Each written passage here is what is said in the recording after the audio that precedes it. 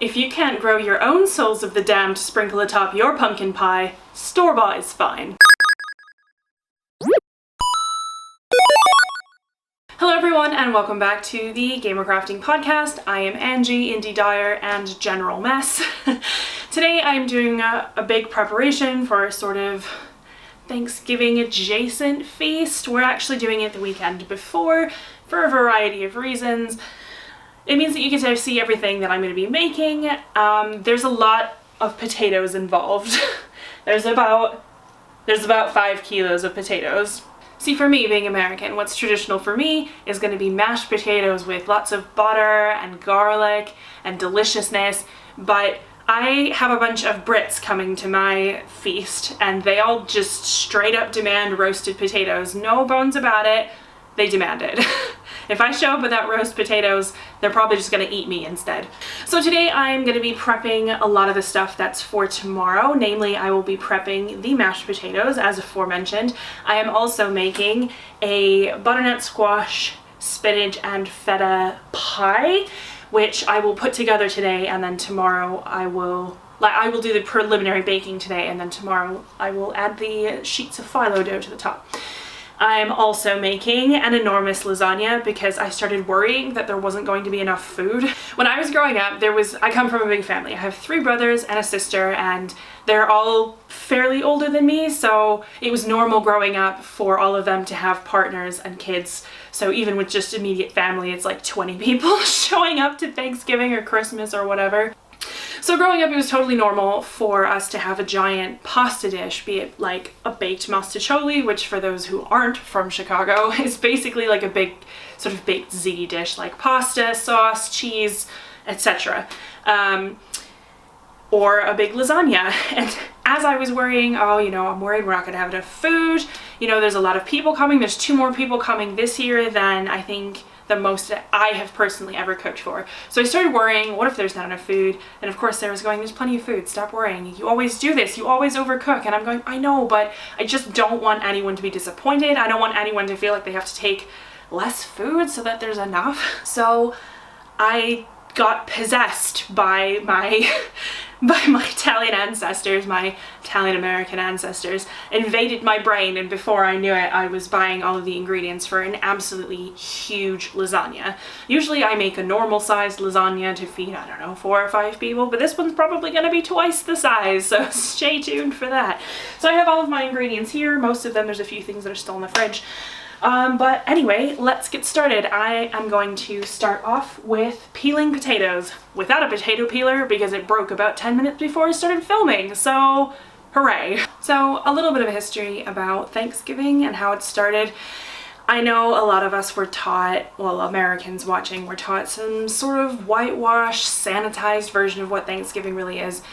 And it's something that I do struggle with. I know that I'm here cooking food and I'm having a fun time, but genuinely it is something that I struggle with, how to rectify something that means a lot to me for tradition, etc., with the absolutely abhorrent treatment of Native Americans. It's thought that the first Thanksgiving took place around 1607. And in the beginning, it was generally celebrated as a harvest festival. It didn't have necessarily a set date. It was kind of when the harvest comes in. From 1789 in the USA, well, what's now the USA, from 1789, it has been celebrated on and off with varying urgency and specificity. In 1863, it was made a national holiday by Abraham Lincoln after being kind of snubbed by Thomas Jefferson. In 1939, the date was changed by Franklin Delano Roosevelt to much anger and upset by Congress and the US as a whole. And so then in 1942, Congress decided, no, Thanksgiving is always going to be the last Thursday in November. So since 1942, the US has celebrated Thanksgiving on the last Thursday of every November, and a lot of people know it because Black Friday comes the day after, a day of a lot of spending when a lot of companies try to run big sales to kind of kick off the holiday season and move their sales targets back into the black from being in the red. Black Friday is, or should rather, Black Friday should be known as Native American Heritage Day, which is actually a civil holiday in the US. A civil holiday means you don't necessarily get time off for it, but it is still recognized. I haven't quite decided how I feel about Black Friday. I have a lot of mixed feelings about it. I know that a lot of people, that's the only time that they can get things for their family under these deep discounts that they might not be able to get otherwise. But on the other hand, I also feel like it's driving quite a lot of aggressive overspending and consumerism, which is not good for our planet. My other thoughts around Black Friday are to do with indie makers, like myself, of course. I'm an indie dyer, but I have a lot of friends that do things like art, or they make handmade ornaments, or they make beautifully handcrafted glass-blown vases, etc. And being pressured to put on a Black Friday sale can mean sometimes devaluing your work and participating in a race to the bottom for indie makers, which doesn't help any of us at all. Last year, for Black Friday, we ran an anti-sale where everything was full price, but we donated 15% of the proceeds from that weekend to Raices, who help with the issues with the border on the US-Mexico border in the United States. We will probably do something similar this year, but I've not yet chosen a charity, so stay tuned for that, but I'm pretty sure that's how we're going to do things going forward. It's a way to say, you know, we recognize that this is a big day for sales, but also we don't want to participate in this undervaluing of other indies' work, and we also want to give back to communities around the world. Alright, so I am about to get started. I did have to go and get Sarah's phone because I realized I put a pop socket on the back of my phone a couple of weeks ago because I don't want to drop it anymore because I've paid too much.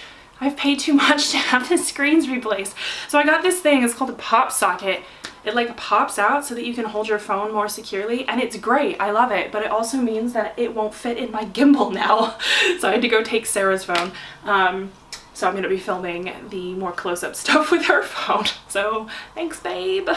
Okay, so in true me fashion, I realized when I came over here to start filming the more close-up stuff that my gimbal has a dead battery, so it won't work, and it's going to probably take a couple hours for it to charge up. So here you go. You get a nice close-up of my fabulous goose shirt from Captain Marvel. And also I want to point out, if you're wondering what's on my hand, I wrote down all of those dates that I was rattling off a minute ago. Okay, you now have proof that I did go and wash my hands because the dates are all gone. So I'm gonna start off by peeling an absolute load of potatoes. I have 2.5 kilos of potatoes in this bag, and I have another one just there. So one of them is gonna be for mashed potatoes and the other one's gonna be for roast potatoes. So let me just get started doing that with a dull knife and no potato peeler. It's gonna be great. As you can see, I'm trying to get the peels into this bowl. I have in the past tried to do the peeling straight into the garbage, but it just gets all over the floor.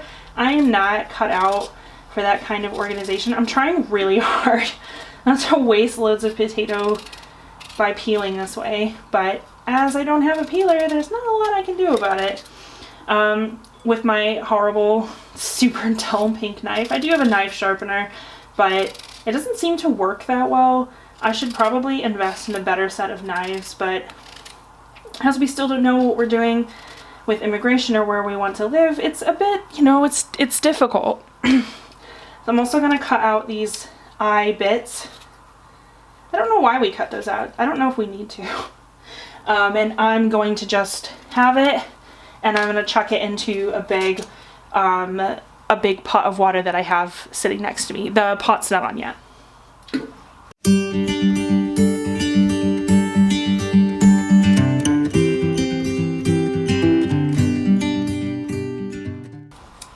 I just wanted to point out that I remember there was an episode of Orange is the New Black after, well, no spoilers, but there's an episode of Orange is the New Black where one of the characters, oh my god, where one of the characters says Don't they know that if you boil the potatoes with the skins on, the skins come right off? And now that I'm like a third of the way, not even, I'm like a fifth of the way through peeling all these potatoes, I find myself wondering if that's a thing. And if it's a thing that I could potentially do.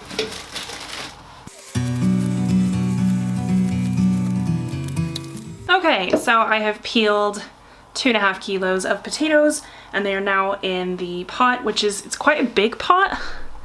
It's big. This is a big pot, but now that they're all in this massive pot, I'm looking at them and they look small. They look small in the massive pot, and I'm thinking, what if there's not enough potatoes? So I don't know what I'm gonna do about that. Maybe I'll peel just a few potatoes from this other pack.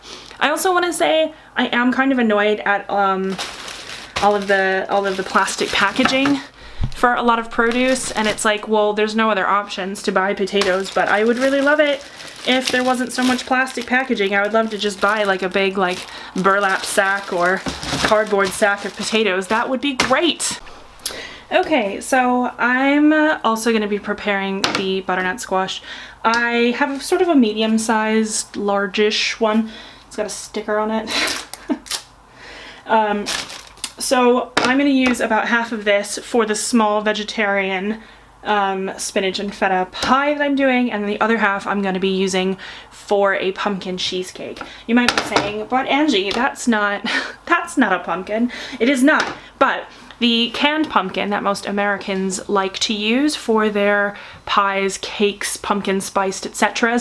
That variety of pumpkin is actually a lot closer to a butternut squash than the kind of pumpkins that you buy for Halloween. Those are built for those kind of pumpkins are bred for size and the way that they look specifically, and these are bred, and the ones that are used in canned pumpkin are used more for taste. I also want to point out, you can get canned pumpkin in the UK, but it's really expensive. It's like £10 for 2 cans of canned pumpkin, and that is just, I'm not going to do that. So I'm going to DIY it the same way I have done the last, like, I don't know, 6 years that I've been here, so it's fine. This is going to work. I'm not worried.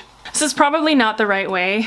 This is probably not the right way to chop a butternut squash. I'm going to have chefs in the comments telling me that I'm doing it wrong. Woo!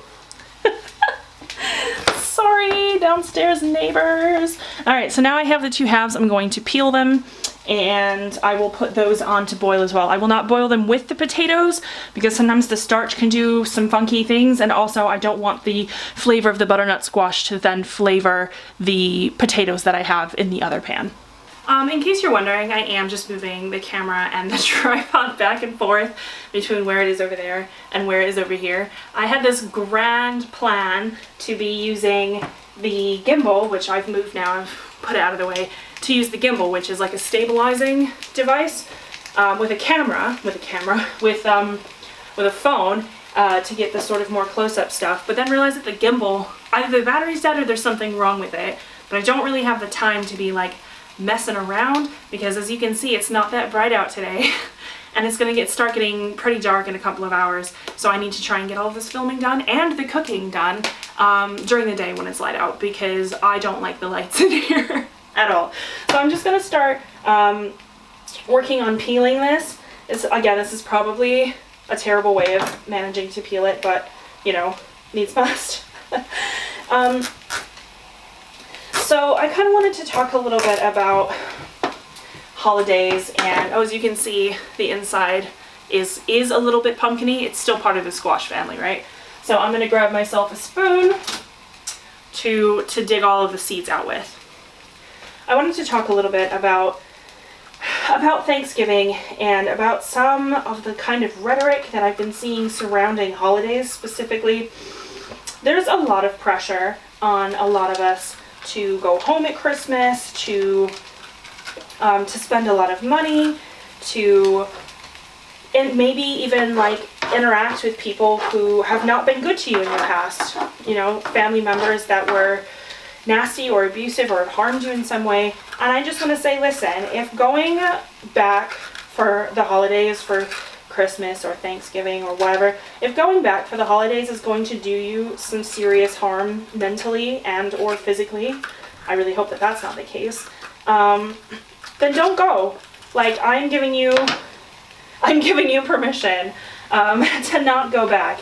Sometimes it's better that some doors in life stay shut, and that goes for family too. But I've also seen a lot of stuff lately where people are starting to say, you know, don't mess yourself up financially for the holidays. You know, don't be spending all kinds of money that you don't have to buy gifts for people that maybe don't deserve it. But even if people do deserve it, like, you still shouldn't be putting yourself into debt. This is such a tough skin.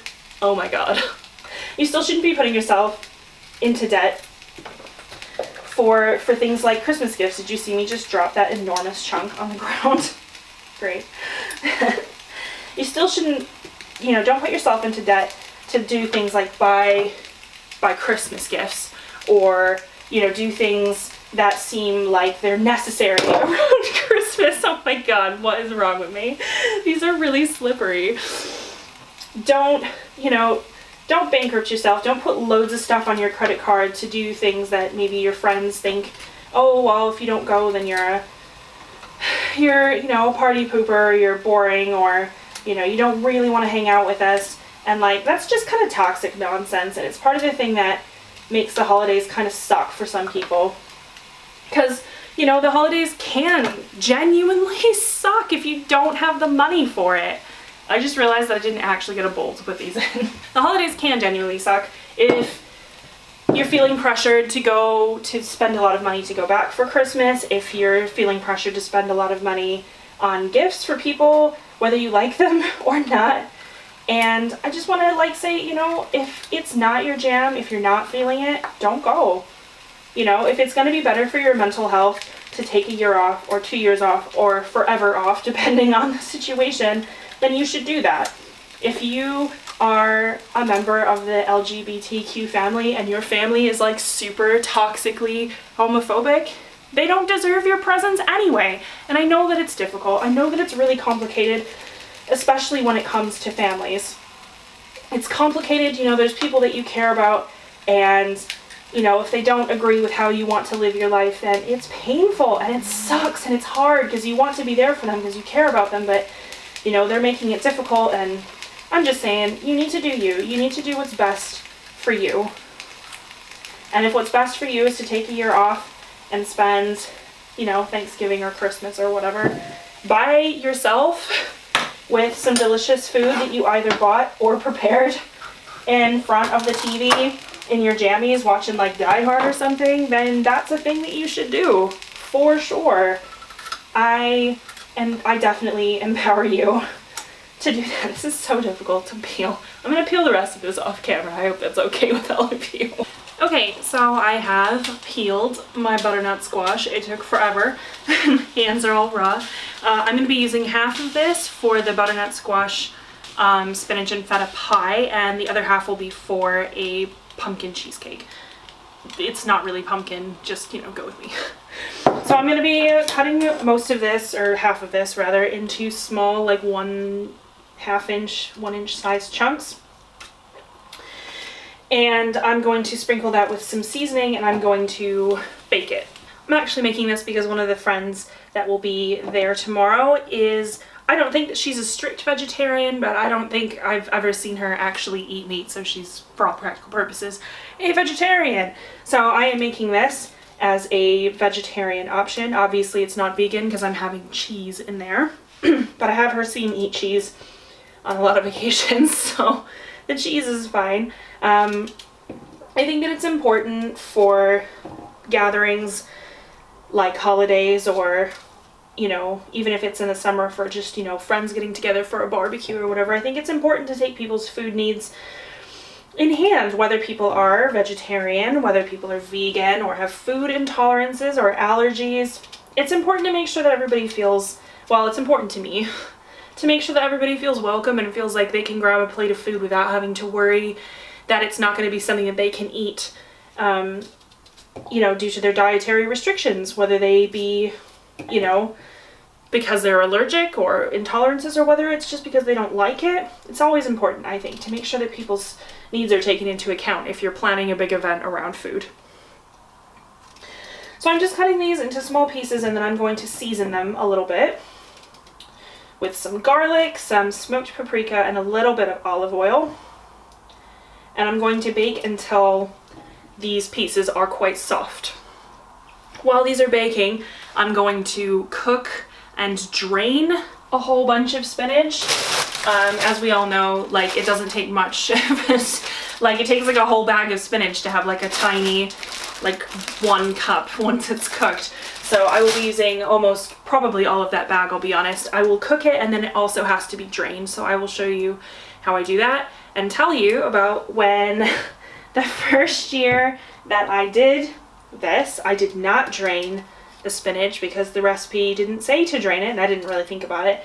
And I had the like most disappointing, watery, savory pie ever. And I mean, you know, bless my friends for being like, no, it's fine, you know, we'll have it anyway. It doesn't take away from it. Like, it absolutely did.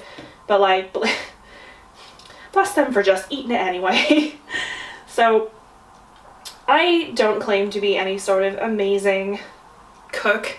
I do my best. I was very lucky that I grew up in a family where both parents cooked and they had their dishes that they really enjoyed making. So I grew up, you know, kind of with the belief that it's everybody's responsibility to know how to cook and to be able to cook for other people, which I genuinely still think that that is the truth.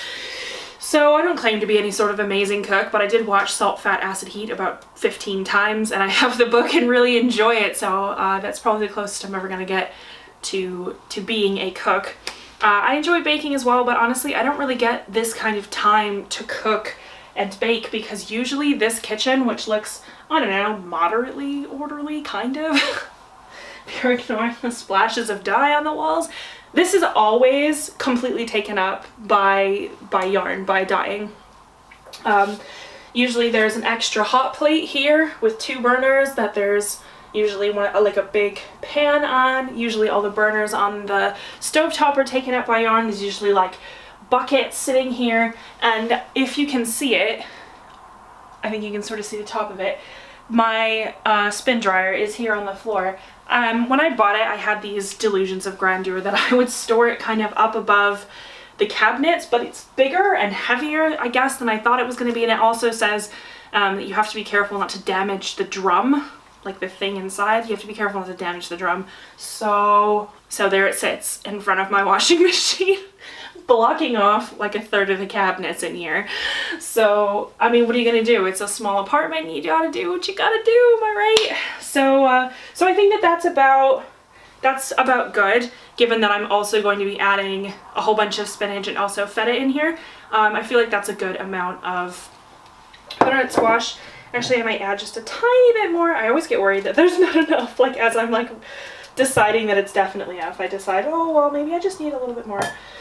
So I'm going to use a little bit of olive oil.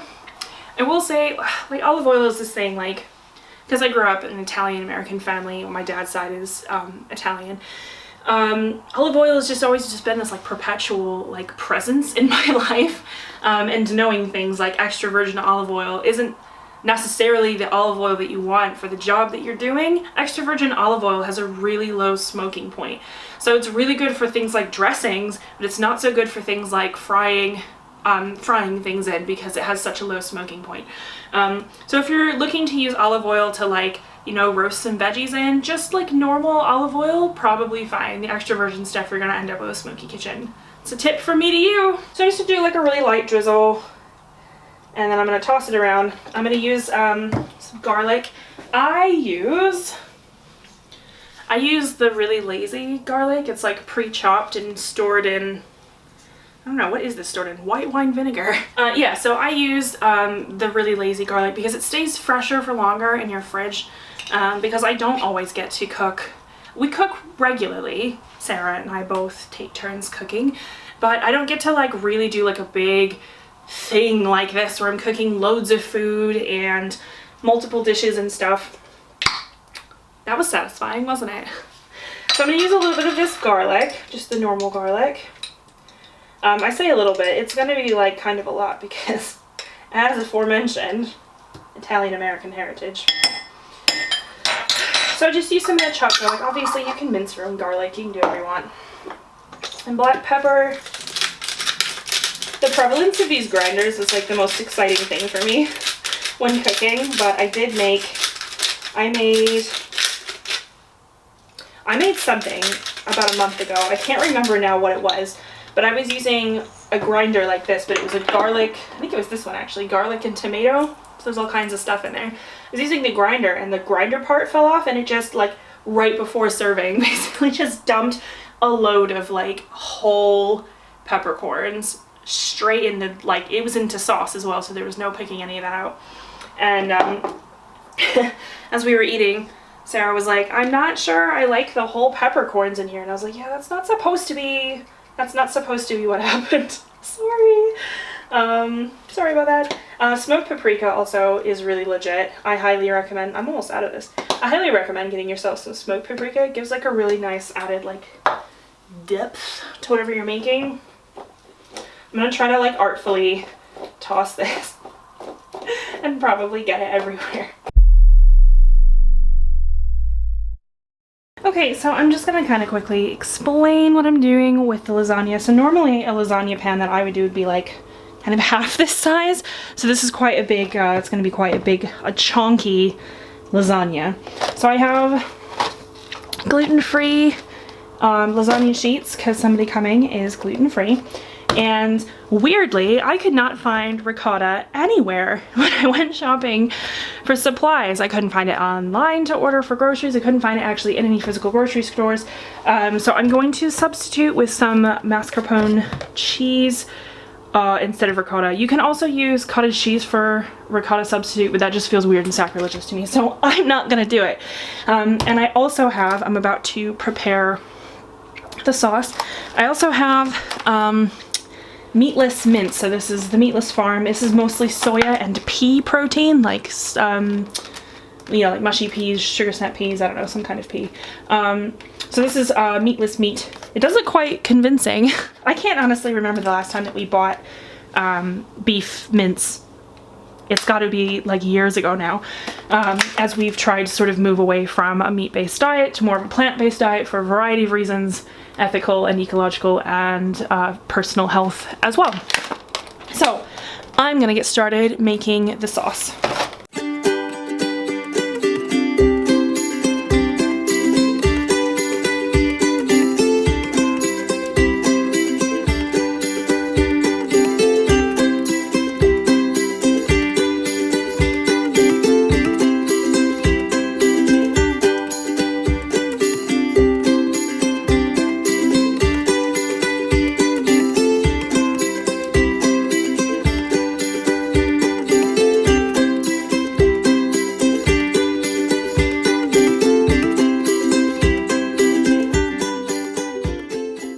Okay, as you can see, it's starting to get dark. It's not even that late, it's just really overcast.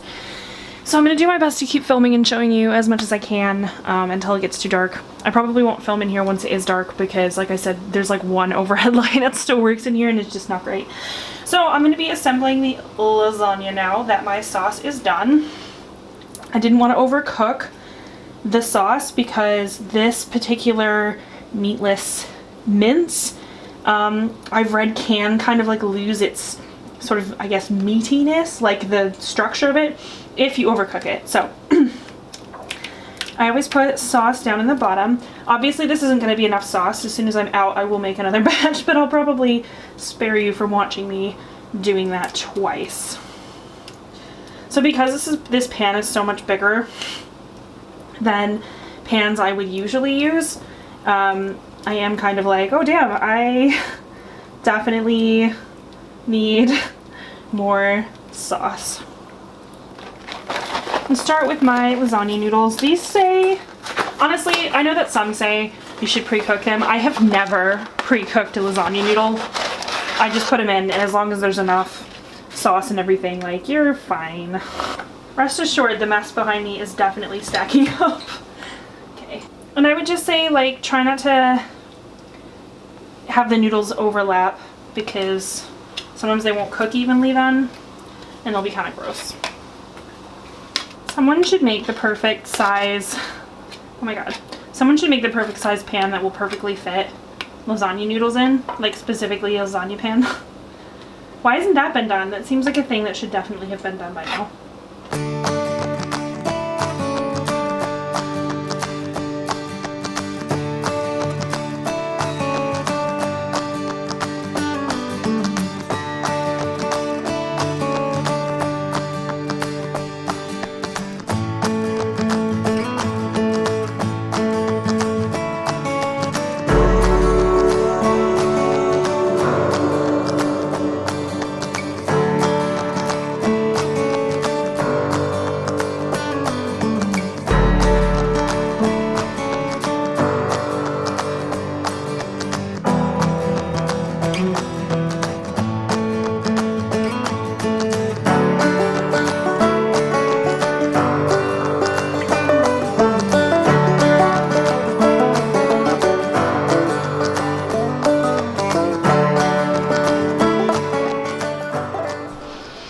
So it seems like it worked out that I had exactly the right number of lasagna noodles to do that many layers, which is really sweet. That's really cool. So I'm just gonna finish this off. The last bit of sauce. I'm gonna waste anything. I'm like probably half covered in food now. I will say I'm really glad that I bought the extra sauce ingredients and then I got the extra, mozzarella cheese, because I definitely would have come up short had I not had the extra that I wasn't totally sure that I would need, but ended up needing in the end. So I'm really glad that I got the extras.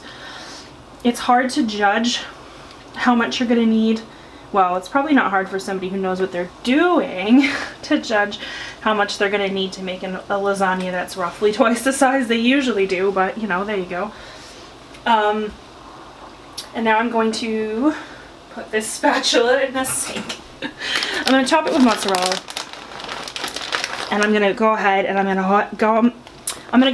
going to bake this, even though we won't be eating it until tomorrow, because the oven is going to be premium space tomorrow, especially as the friend whose house we're staying at, her oven is kind of not behaving properly. And while we can heat things effectively, we will not be able to really cook things with loads of certainty. Okay, so the lasagna pan just barely fits in my oven, so thank goodness for that. So this is really hot, so I'm not gonna touch it. This is the butternut squash that I put into roast, which will become part of the butternut squash, spinach, and feta pie. As you can see, the edges are lightly charred, which is exactly what I wanted to see. I was a little bit worried that I'd left it in there too long, but it's totally fine. I'm now going to add the cooked spinach and feta and the phyllo pastry, and that will be ready to just get a quick 20 minutes in the oven tomorrow. Alright, as you can see, it is getting darker. It may not look like it, but I've only got maybe about 15 or 20 more minutes before I'm gonna have to turn the lights on in here. So unfortunately I won't be able to show you making the pumpkin cheesecake, but I will link the recipe in the description. I have completed the lasagna, which is, it's in the oven, but the oven's off. I've completed the mashed potatoes and sampled it quite aggressively. I'll be honest with you. I have basically completed the spinach, butternut, squash, and feta pie. I just have to put the feta in and lay the phyllo leaves on top. And then that will be ready to be put into the oven tomorrow before we eat. So I really only have the cheesecake to deal with left for today. And then tomorrow I will show you making or putting the turkey in. It's actually in a brine. I do a 3-day brine on the turkey. I was going to show you how I prepare the brine, but didn't remember until like 11 p.m. the day that it had to go in, and I wasn't about to be setting up the camera and like fighting with the lights at 11 p.m. So I will show you tomorrow the putting the turkey in along with the roast potatoes, and I will also be making some stuffing from a box because who's got time for homemade stuffing? I don't know, probably some people. I don't. So I started off with a pretty clean kitchen. It looks like a bomb went off now, which is frustrating because I definitely did spend a fair bit of time cleaning the kitchen before I started filming this morning because there was like dye pots and buckets and like yarn. Like there was like dye all over the floor and the counters, because that's usually like the normal state of being here. But now it just looks messy again. Like, look, you can see that's my spicy shelf where I have all my dyes. I call it a spicy shelf because that was the packaging came in. Look, it's like just loads of garbage and recycling I have to deal with, and dishes in the sink, with lovely sticky potatoes. So that is it for me for this evening. I'm gonna go and make the cheesecake. It has to be done tonight because it has to be refrigerated overnight. It also takes a fair while. So even though it's only about 2 p.m., it's mega dark already. So I'm gonna go ahead and I'm gonna make the cheesecake.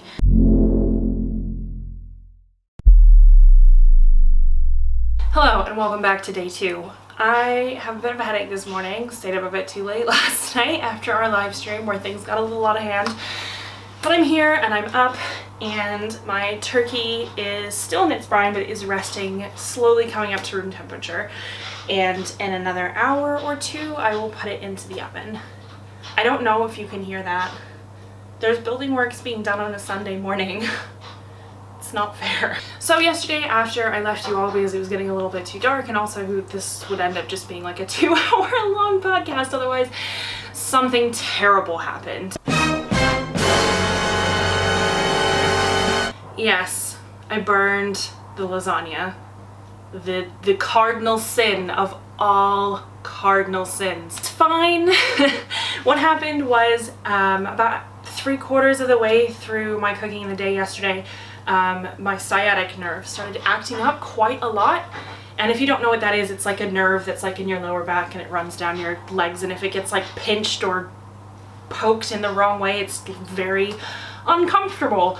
And I know that it was because I was standing most of yesterday and I wasn't taking time to sit down, etc. And so I put the lasagna in the oven, turned the camera off, and I went into the bedroom and I was like, oh my god, like this is so painful. So I was doing stretches, like I was trying to like alleviate this pain, and then I was like, oh, the lasagna is probably done now, and came out here and I turned the oven off, but I didn't take it out of the oven, and the residual heat is what burned the cheese on the top. So my plan is to kind of get rid of most of the burn. I have more mozzarella in the fridge, so it's not a huge problem, hopefully. Oops. They don't show you this stuff on the cooking shows. You're getting the real deal here, y'all. Also, this super weird thing happened yesterday. Hashtag not clickbait. This super weird thing happened yesterday. So you can see I've got my cheesecake over here. I'm still kind of afraid to pick it up. Like, cheesecakes scare me a little bit. I make them I mean, I've made a bunch of cheesecakes in my life, right? And none of them have ever turned out terribly, but I'm always like a little bit worried. What if this is the cheesecake that's ruined? So I made the mix mostly as the recipe called for. I did change some things because, having made a bunch of cheesecakes before, I know that you can't just have soft cheese and pumpkin and sugar and be like, it's gonna be tasty. Like, no, I knew that was gonna be super bland, so I added basically what pumpkin spice is, but with all the separate components. So I put it in the oven, and then I busied myself with other things, basically trying to do the dishes and clean up, go through all the recycling and trash that I generated yesterday when making all of this food.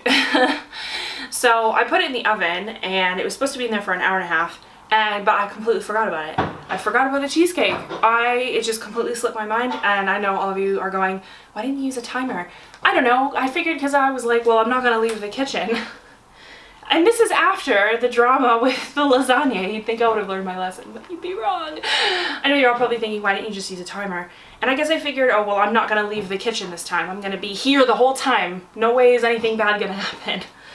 But nope, completely slipped my mind. I was doing dishes. I was, you know, messing about with the other things that I was finishing, the mashed potatoes, which I sampled amply, and finishing up the butternut squash feta and spinach pie, etc. Completely forgot. And then, I don't know, probably 2 or 2.5 hours after I put it in the oven, I must not have been doing, I don't know what I was doing. The point is I was somewhere either here or at the desk, which is literally on the other side of this camera. I think I was sitting at the desk actually. I was doing some writing, trying to catch up on my NaNoWriMo. Anyway, 2.5-ish probably hours, or 2.5 hours after I put the cheesecake in, I came to wash up some dishes and realized that I didn't have any hot water. And I was like, why don't I have any hot water? And I'm listening and I'm like, oh, I don't think Sarah's like using hot water in the bathroom. Like, I don't hear anything else. And I'm like, why is there no hot water? So I go and I look at the boiler, which is there on that wall there. And I'm like, oh, the green it works light is not on. And so there's a switch back there that I have more than once accidentally flipped off when I'm putting the like laundry detergent back and stuff. So I look there, no, that's on. And then I'm like, all right, well, I'm fingers crossed it's a fuse so that I'm not having to worry about a broken boiler. The night before somebody comes to stay with us, as we have a friend staying, and I went and looked and it was a fuse, right? But the fuse not only had knocked out the boiler, the fuse had also knocked out the washing machine and the oven. I don't know, things are wired weird in here, but this is why, right? I've said in previous podcasts I can't have any extra hot plates other than the one that I usually have there because it would blow a fuse. This is proof positive that I'm not lying about the weird wiring in this place. So, and I was like, oh my gosh. So I flip it and then the washing machine had like 2 minutes left on it or something. And so it's finishing its cycle, the boiler's fine, and I look and I realize that the oven light is on, but it, like the fan, like the actual heat isn't there. Because you have to push an extra button for that. And I was like, oh, that's weird. And then I'm like, oh no, maybe I hope that the fuse didn't blow, like leaving the cheesecake uncooked in the oven. And I pull it out, and the cheesecake is perfectly cooked. Because they say, you know, well, when it's not jiggling anymore, you shake the pan. And I shook the pan, and the cheesecake did not jiggle. So I don't know how that happened, because if the fuse hadn't blown, almost positive I would have at least slightly burned the cheesecake. I would have realized probably before it was inedible, but I would have at least toasted it a little more than a cheesecake should be, given that it's a sweet thing. So thank you, fuse blowing ghost, for saving my cheesecake. Much appreciated. Thanks. If you could save other things, that would be really appreciated. Look at this. This is so pretty. Yeah, it's lovely. People at my house get mismatched dishes and...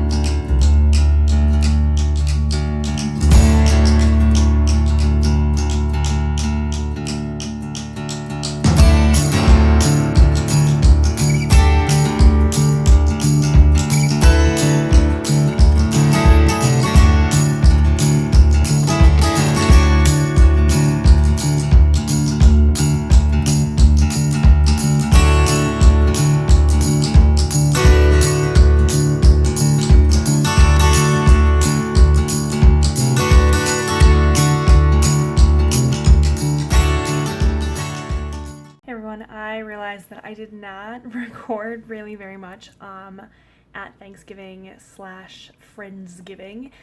It felt a little weird to be filming my friends as people were eating and chatting about things, so I decided not to. I got some footage there of the beautiful table spread that my friend Sue put out and of my enormous heaping plate of food.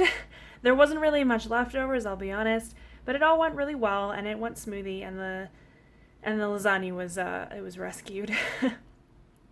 So I just wanted to say thank you so much for watching. Please do like and subscribe to this video. I will not be at the live stream this Saturday, but Sarah will be. If you want to say hey to her, she'll be in the live stream. And I will be back next week with a hopefully exciting podcasty vlog. We'll see. Anyway, thank you so much for watching. Bye!